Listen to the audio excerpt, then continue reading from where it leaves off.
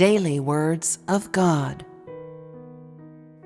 God uses his management of people to defeat Satan. By corrupting people, Satan brings people's fate to a close and harasses God's work. On the other hand, God's work is the salvation of humanity. Which step of God's own work is not meant to save humanity?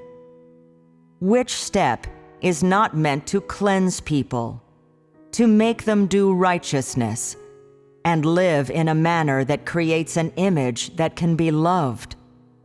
Satan, however, does not do this. It corrupts humanity. It continuously carries out its work of corrupting humanity throughout the universe. Of course, God also does his own work. He pays no attention to Satan. No matter how much authority Satan has, its authority was still given by God. God merely did not actually give it all his authority. And so no matter what it does, it cannot surpass God and is always within God's grasp. God did not reveal any of his acts while in heaven. He merely gave Satan a small portion of authority to allow it to exercise control over the angels. Therefore, no matter what it does, it cannot surpass God's authority, because the authority that God originally gave it is limited. As God works, Satan harasses. In the last days, it will finish its harassment. Likewise, God's work will be finished, and the kind of person God wishes to complete will be completed. God directs people positively. His life is living water, immeasurable and without limits. Satan has corrupted man to a certain degree. In the end, the living water of life will complete man, and it will be impossible for Satan to interfere and carry out its work. Thus, God will completely obtain these people. Satan still refuses to accept this now. It continuously pits itself against God, but God pays it no attention. He has said, "I will be victorious over all of Satan's dark forces and over all dark influences."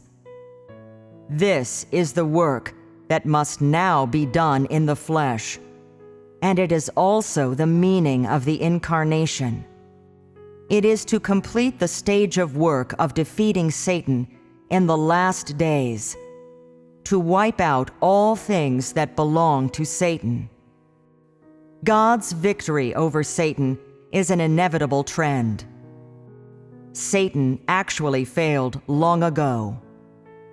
When the gospel began to spread throughout the land of the great red dragon, that is, when God incarnate began working, and this work was set in motion, Satan was utterly defeated, for the incarnation was meant to defeat Satan.